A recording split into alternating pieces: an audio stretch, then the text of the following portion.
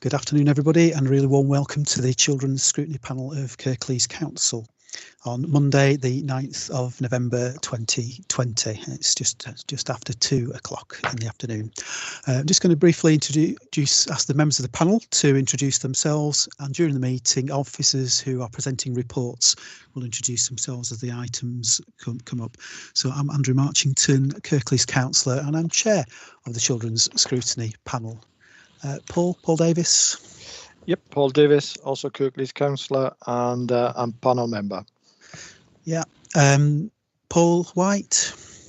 Councillor Paul White, Kirklees Councillor for Home Valley North and panel member. Yeah, Amanda.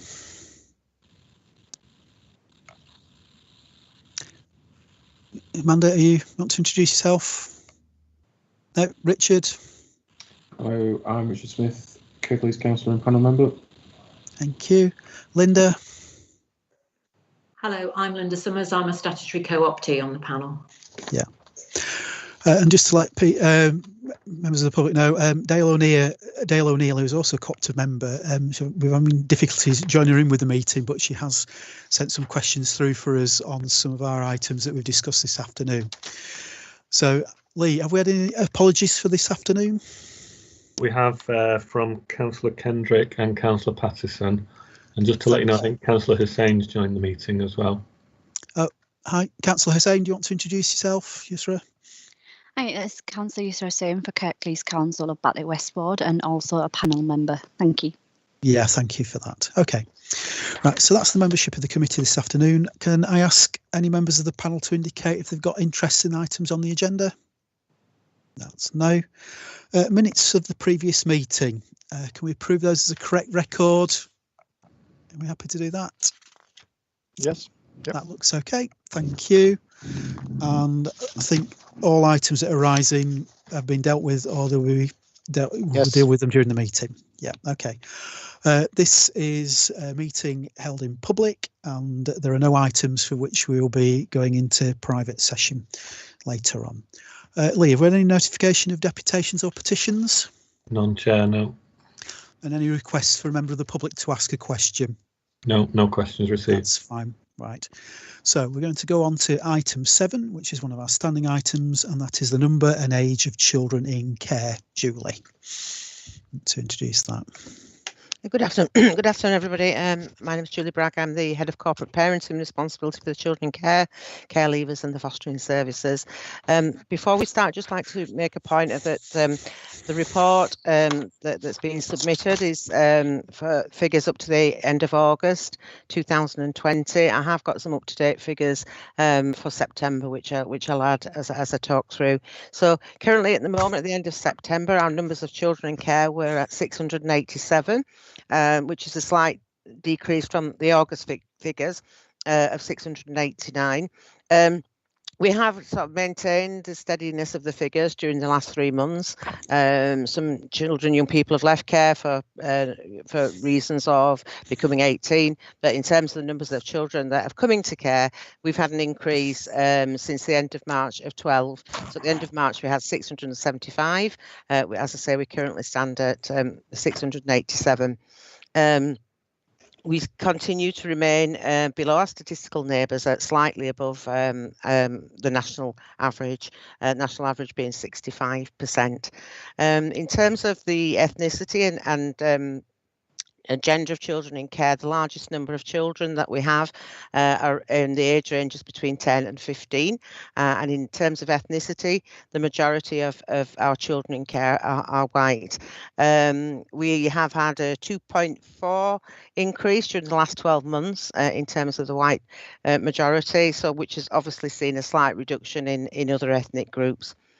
We continue to have a decline in the children that are placed more than 20 miles outside of Kirklees, and this has been a steady decline over the months and has continued during these difficult months as well. What I will say is that lots of work has been going on around sufficiency to look at how we increase the capacity both within residential and both fostering services. So we're very mindful of the work, and that has continued to look at increasing that capacity in the local areas.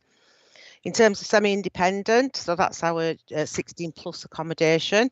We have currently around 32 young people who are living in such placements.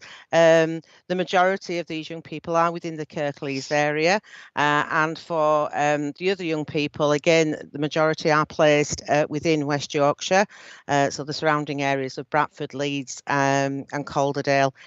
We do have 2 young people who are further away. We have a young person placed in Warrington and a young person placed in Liverpool.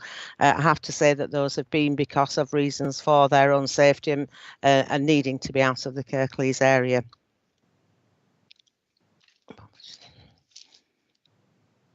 Okay, so that sort of covers the brief report, Councillor Marchington. I don't know whether there are any questions for me.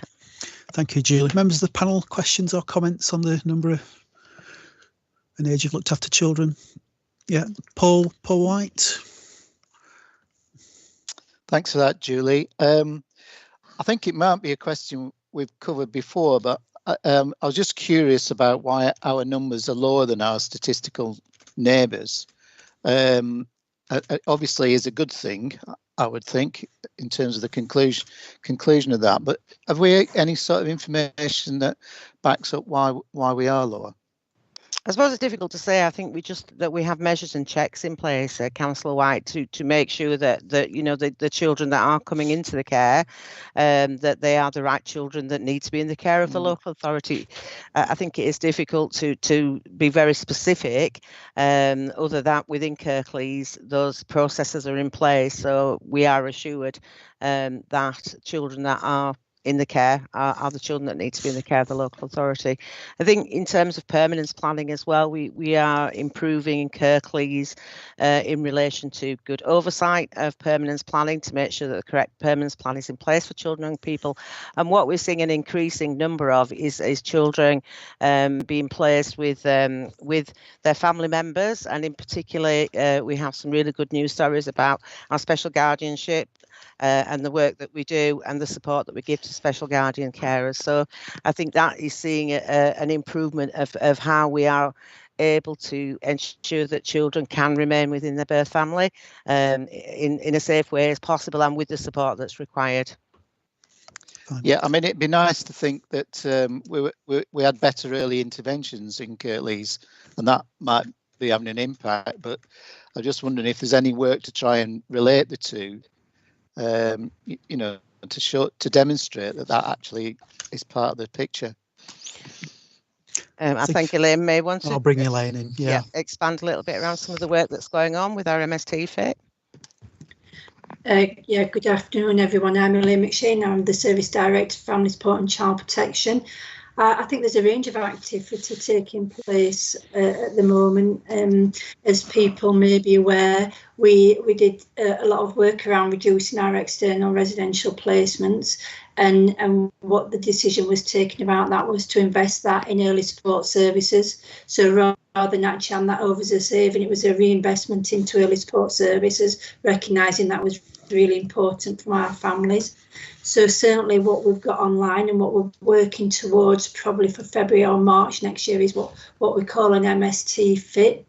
And that's a children's home that will be supported by MST, which is a therapeutic approach to supporting families.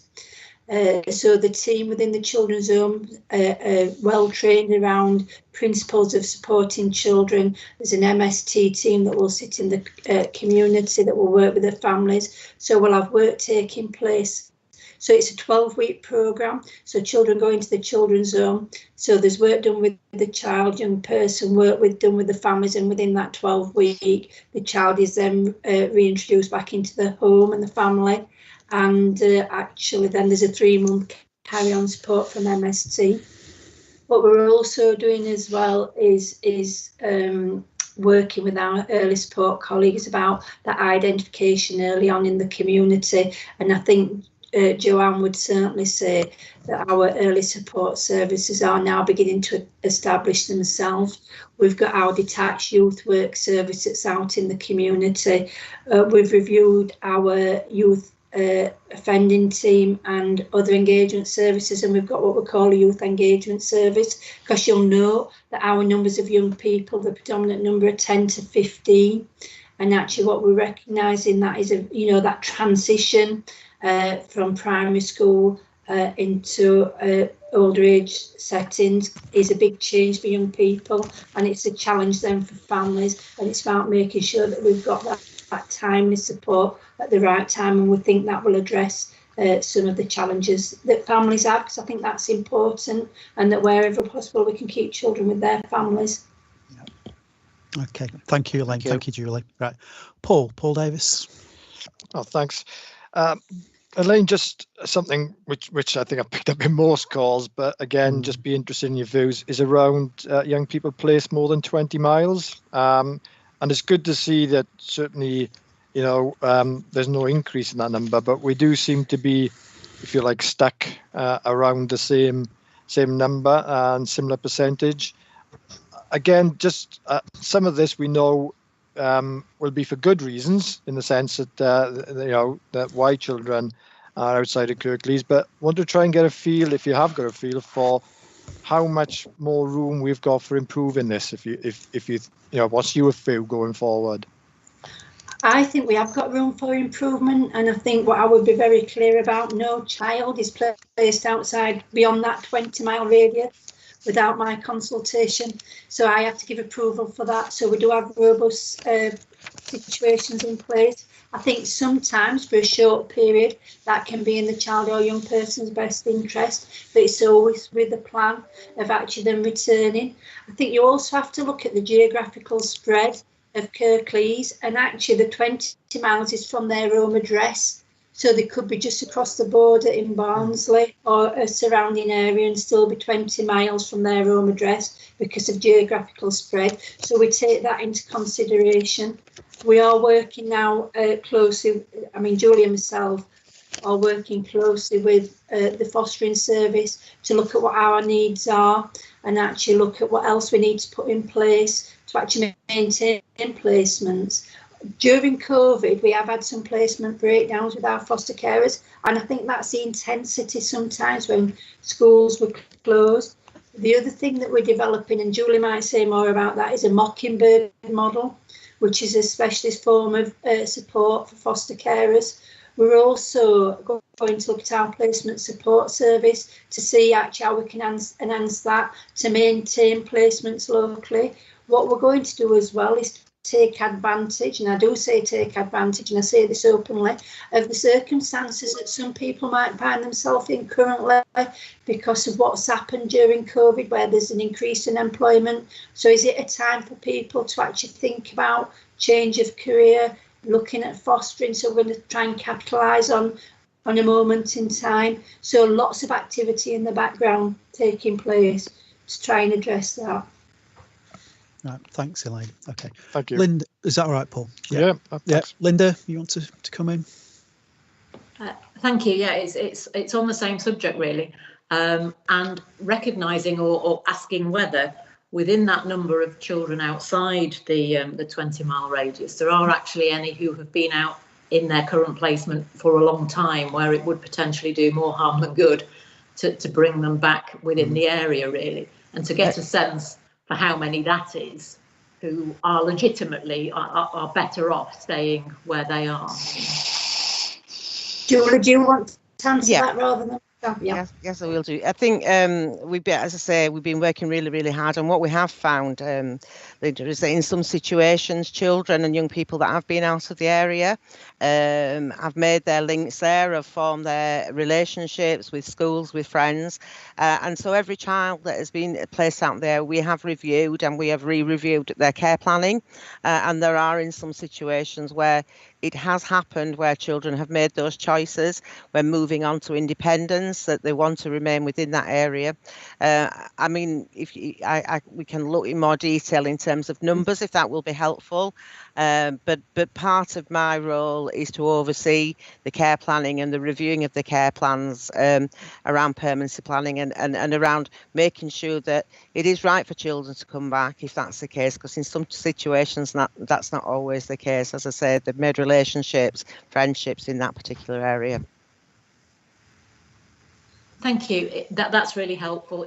I think it might be quite useful just to get a sense of the numbers, really, because we don't want to be driving this number down to zero and think that that's a good idea if there are children well settled in homes and schools in other places, really.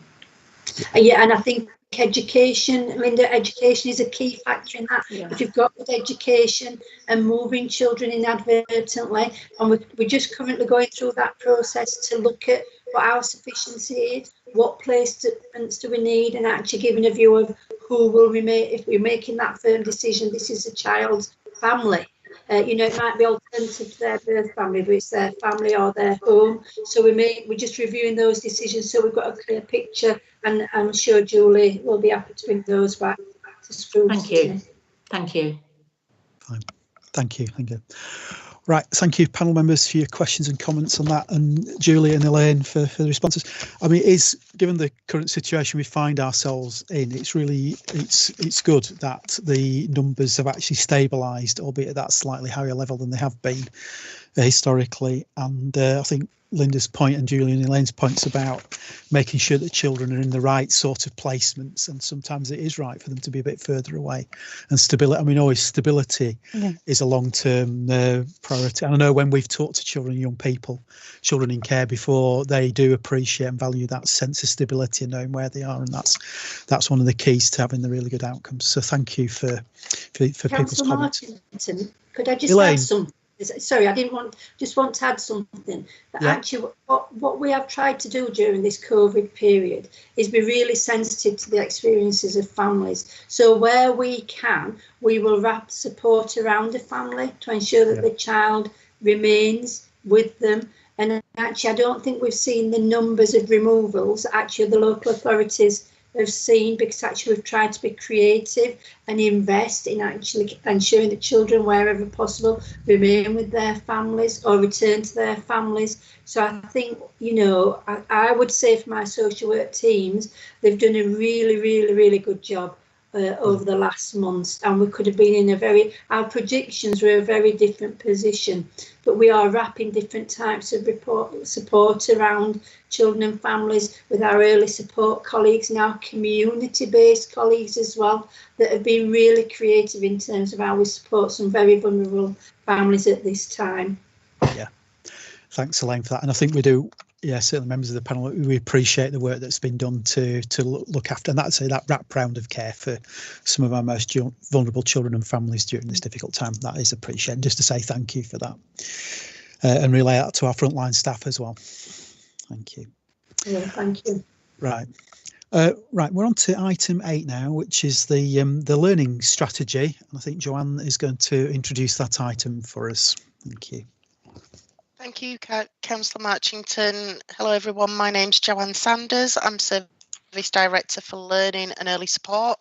And as obviously you've seen the report, I'll just take you through the process that we hope to undertake to develop our learning strategy.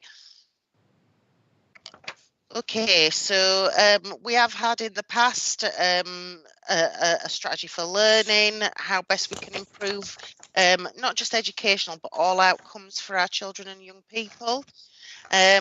One of the things that we are keen to do is work with our Education and Learning Partnership Board so that we can harness the opportunity of partnership. It's not just the council, but obviously our partners in education, our wider health partners, and other organisations across Kirklees, all can coalesce around positive opportunities for youngsters, and also thinking about that as they move into the world of work.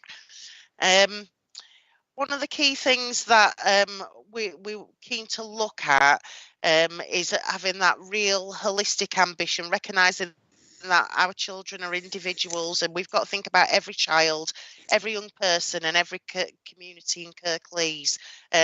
We're really lucky in Kirklees to have real diversity across the borough.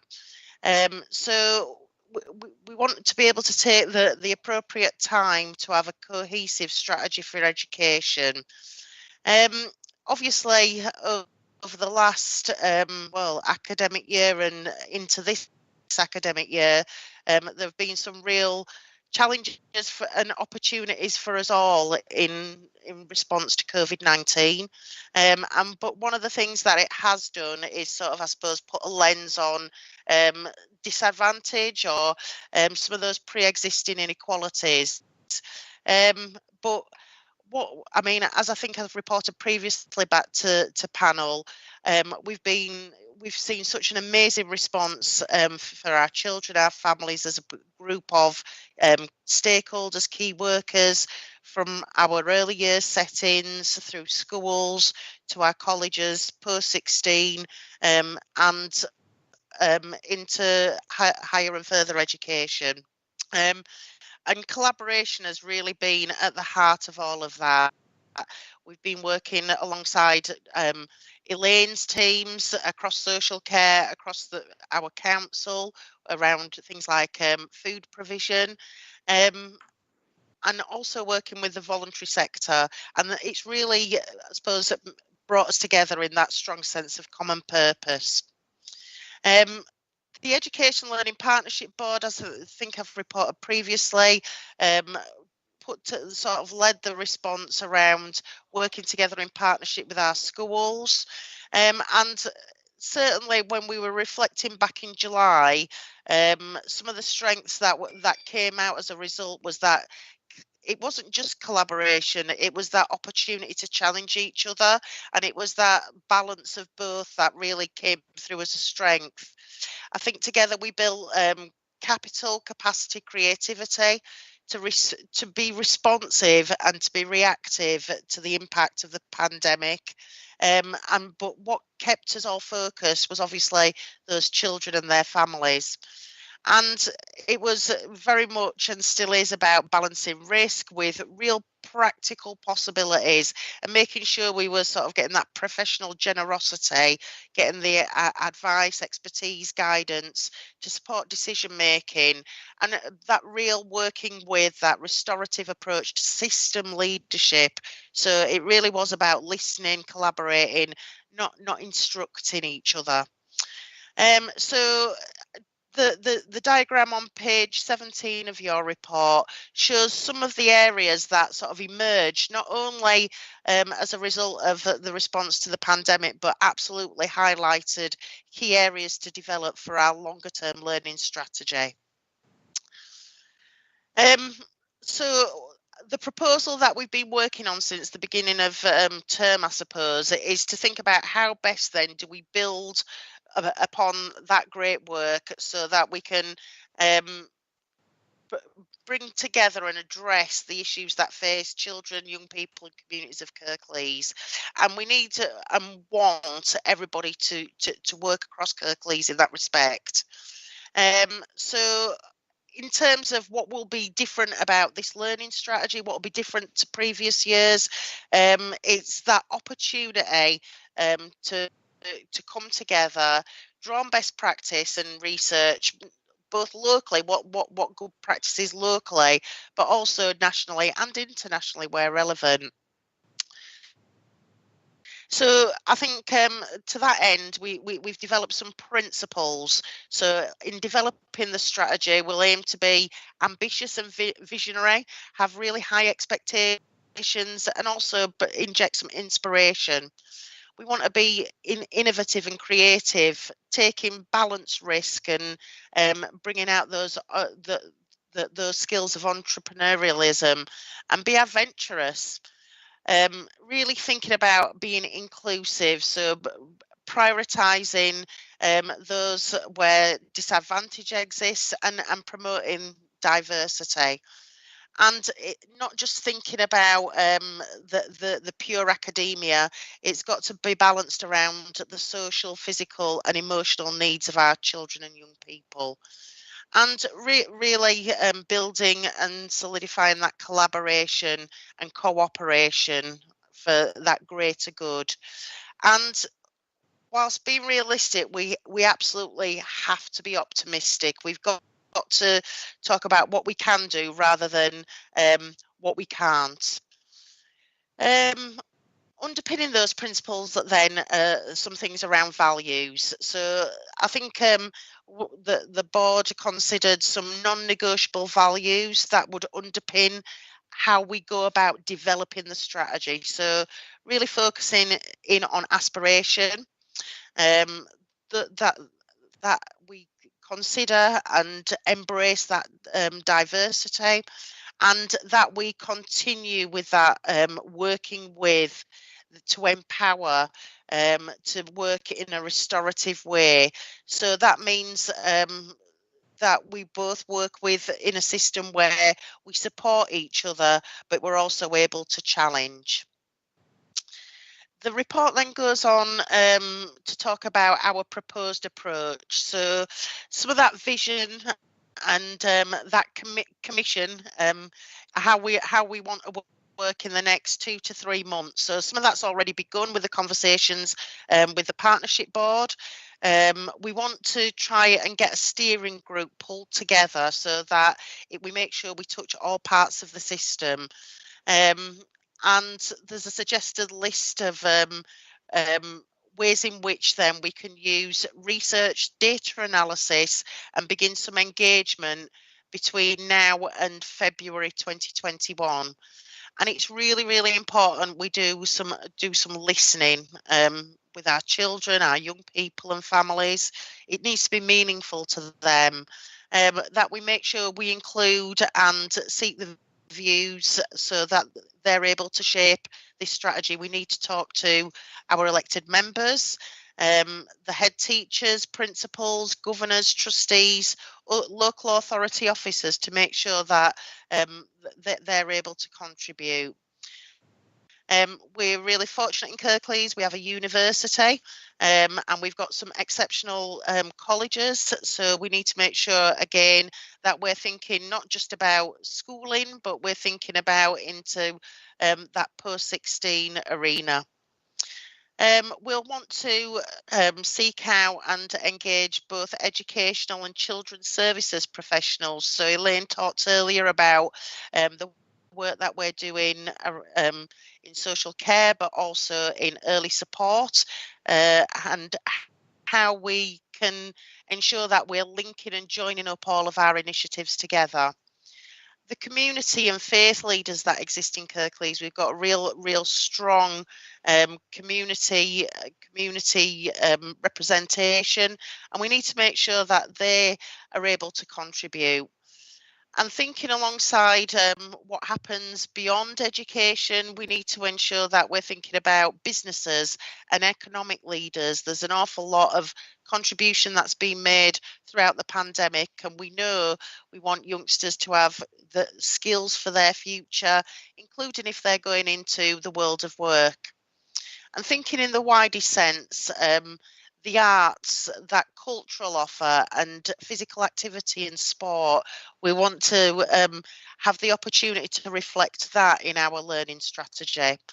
And of course, it'd be really important that we're looking at the regional, national agencies. For example, the Department for Education, the regional schools commissioners, Ofsted and diocese, our trade unions, because that's going to be really important to make sure that we're not missing out on any particular area if this is going to be sustainable for the next 5 to 10 years. And there's some suggested mechanisms, including some one-to-one discussions, some group discussions. There's the opportunity for surveys, written submissions, workshops, but that is to be developed. And what we want to be able to do is closely look at those outcomes for children and young people. So being able to analyse and share detailed information, not just about this most recent year, but previous academic years, so we can look backwards in order to inform the future. And we can look at that through a range of different lenses, Kirklees as a whole, but then looking at different maybe geographical areas or particular groups of youngsters or particular communities. And being able to look at where there's been success elsewhere. In the report, it talks about the London Challenge. That was an initiative from a few years ago. And there'll be aspects of those ways of working that we'll be able to learn from, but apply to make it fit for purpose for our local area in Kirklees. And research, so the Education Endowment Fund, leading on things like the catch-up funding. We want to be able to call upon the best research so that informs some of our strategies moving forwards, and put that against a lens of the policy framework, so the national curriculum, etc. And so that would be the shape of phase one, and an interim report would be provided around the end of February, March time. The next phase then will be moving from developing that vision, from taking those viewpoints and creating a strategy, which we envisage would take us between May 2021 and July 2021, and moving then to an adoption of that strategy and thinking about the launch. And then from the intent would be from September 21 onwards that we would be implementing that and building regular review points, monitoring points, because it would need to make sure that we regularly have evaluated anything that we actually do in terms of its effectiveness, and it would need to be responsive to any iterations of policy and strategy. So that's the report, that's the proposed approach, and yeah, with a view to having colleagues work with us to develop something fit for purpose for Kirklees. I'm happy to take any questions, Chair.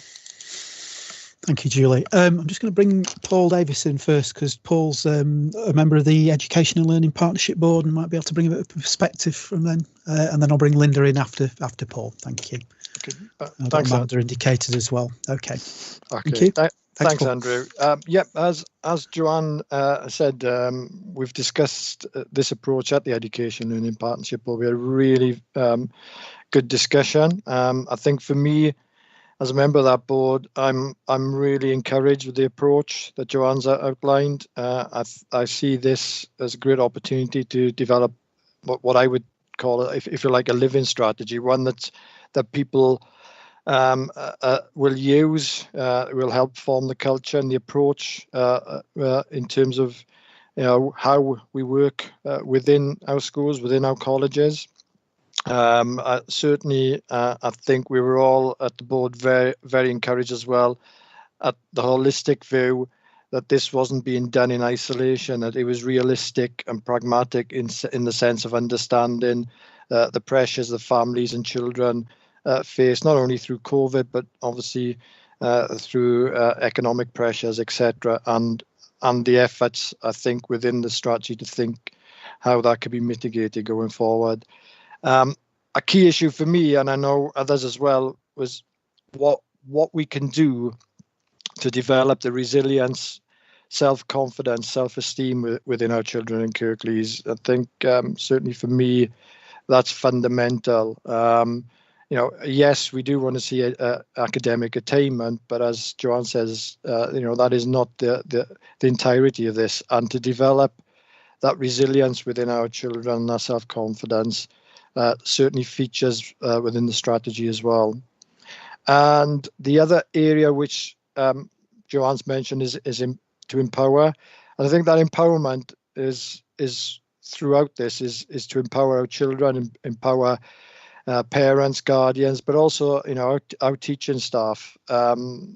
We do need to move away, I think, and I think this was something that was discussed at length, from some of the lack of empowerment we've seen over some time with regards to teachers and their ability to be agile and to be able to meet the needs of the children within their cohorts as such.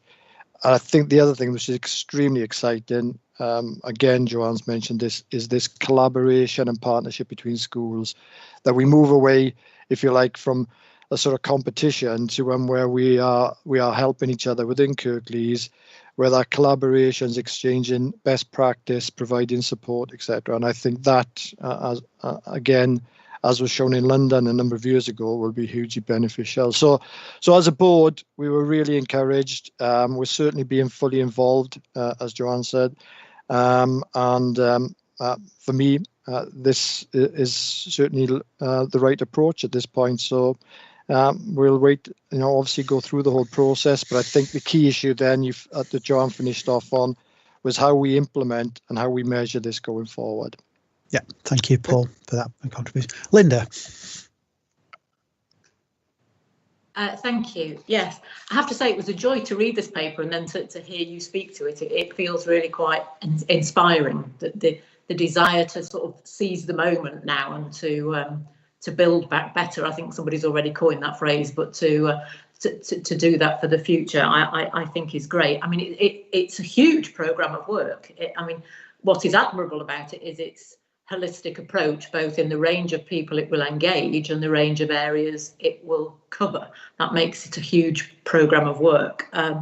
One thing, though, I can't quite visualise or get my head around, and you touched on it, Joanne, towards the end about evaluation. Evaluation against what? What might be our measures of judging whether this has achieved the great outcomes we want it to achieve? Thank you, Linda.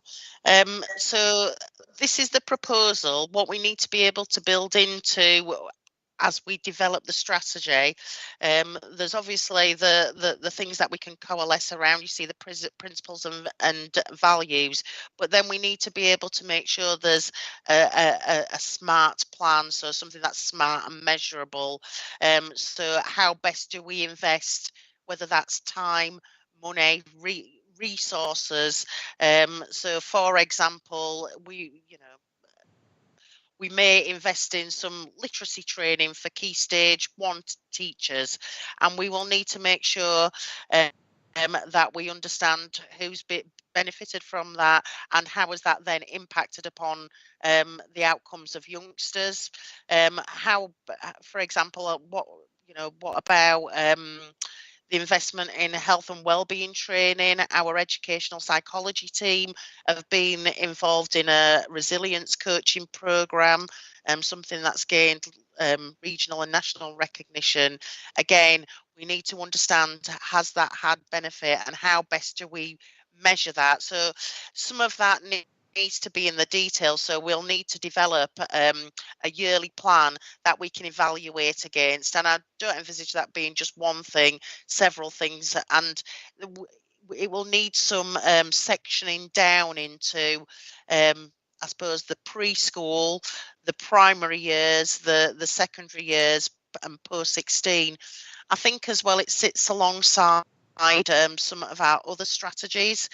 So our early support strategy, but also very much thinking about our transformation plan for youngsters with special educational needs and disabilities. So absolutely, it is ambitious, but it's the right thing to do. But then would come some real detail about how we can be specific and how we can measure against that. So that I envisage there'll be checkpoints along the way, which we really would welcome Scrutiny to be along the journey with us. So thank you, that's helpful. Thank you. Thank you, Joanne. Yeah, Amanda. Thank you. I'd just like to really echo what other people have said about the report. It's a fantastic report. It sounds very ambitious, but very welcomed. And I say that particularly in relation to, jobs for the future, which is something I've been asking quite a few questions about the bridge between, infant, primary school, secondary school, right up to, job opportunities, and especially the job opportunities that's going to match what we're trying to do in the future in Kirklees. So, for example, the blueprint, the master plan, how do we make sure that young people are geared up for the jobs for the future? So for me, I think it's a fantastic thing that we're talking about a steering group and we're looking at these important key opponents, which is going to benefit our young people in the long run. We're thinking, you know, ahead in that respect. And more importantly, about keeping young people in Kirklees. You know, often when, you know, kids may go away to university or what have you, and some of them stay away because they don't think there's opportunities in Kirklees. So I think something like this would be quite good to retain those young people and make them see that, look, you know, you can have the skills for the future so that you can benefit, you know, it's that skills matching. And also as well, looking at the learning strategy and the curriculum in particular. And I think what really jumped out at me here is the curriculum in terms of the Black Lives Matter. I think it's, you know, it's good and it's interesting, and it's about time that the curriculum reflected diversity, that young people from Black, Asian and ethnic minority backgrounds get to learn about themselves and get to learn positive things about themselves and learn about their history. So I'm really, really pleased to see that in there. So thanks for that. Yeah, thanks, Amanda, for those questions and comments. Yeah, I think it's a brilliant. Thank you, Joanne, for the report and the learning strategy. Just want to pick up on one or two points that the panel members made. Thanks, Linda, for the question about long-term outcomes, about the evaluation. I think one of the things that we're wanting to look at is long-term outcomes, whatever they might be. So it'd be really good in light of our work programme to do some longitudinal studies.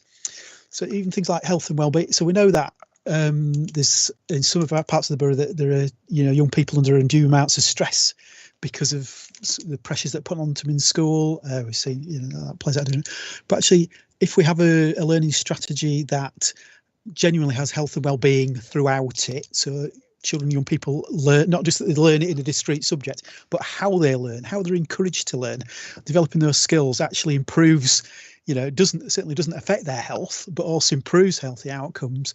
What's going to be impact of that in 5 years time, 10 years time? What's the impact on the life, you know, the lifelong outcomes of that? Some really long-term studies, because we talk about lifelong learning. And if we do that more positively, what are the outcomes? So there's going to be outcomes that are more immediate, you know, GCSE results, A-level results, BTEC results, you know, education, but also there's other outcomes we want to evaluate as well. I'm pleased what Amanda said about the, you know, looking at jobs as well, because again, we keep picking that up. There are opportunities for young people to work locally. Employers, you know, particularly want people who are living locally, because again, if there's issues around transport or there's this sort of flexibility, if you can work at a local company, that works well, particularly in terms of manufacturing. But that doesn't need to be transactional, does it? So sometimes we're a bit disparaging about, well, we're going to educate young people because they're going to go into the world of work. But I was just listening to something about Denmark, and why is Denmark one of the happiest places on earth? And one of the things he says is because people end up doing what they want to do. So work is, you know, because you know is not necessarily a chore or it's something that it's a grind. It's actually most people end up doing what they want to do, and whatever they do is valued. So whether you're sort of cleaning the office or you're cooking or you're the manager or you're manufacturing, what you do is seen as having a value. And I think if we can get that, you know, and all those skills, us valuing all those skills would be really, really good. So and making that link, I mean, like what Amanda said, from the nursery through to employment, that's really long-term thinking, isn't it? Not that we're pigeonholing people, but those skills, you know, those motor skills or those communication skills that children and young people are developing really early on, they're going to be applicable at some stage, whether that's communication or making. So making those links. I think there was one of the involvement of children and young people, and genuinely listen to that. What do you want out of your experience? What's value to you? And they do tend to mirror what most of the rest of us want. Quite, you know, all the engagement we've done with children and young people about outcomes, but actually just that the fact we're asking that their voice is included, and if there's a mechanism for finding out some of the pressures they're under as well.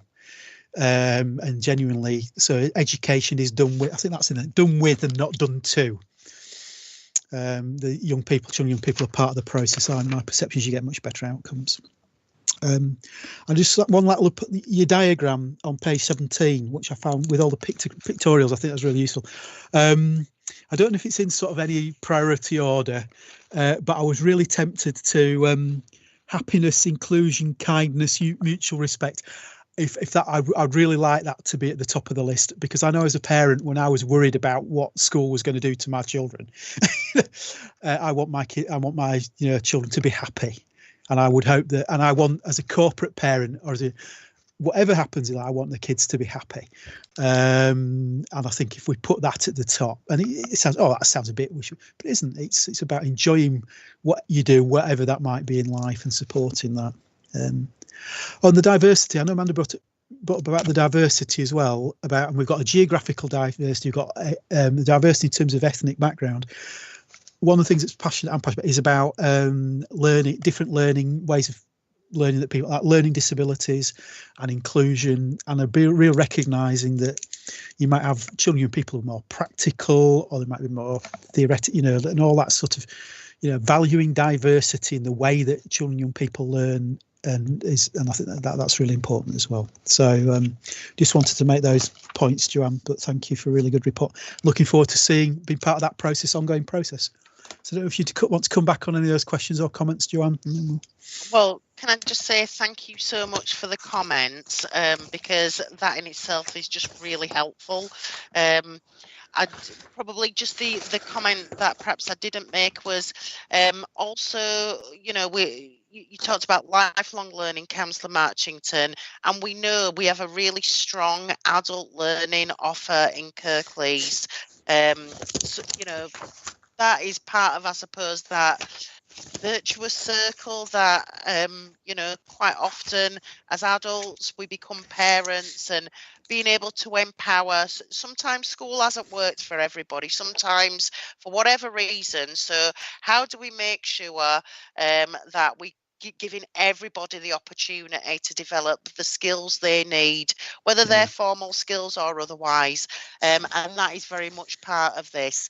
And maybe just the other thing to sort of add to the things around skills and employment, are going to be working on this really closely with my colleague Angela Blake and her team in economic resilience, so that we make sure we're harnessing all the right support and expertise from across the council, and the opportunities that we can harness with the sort of devolution opportunities.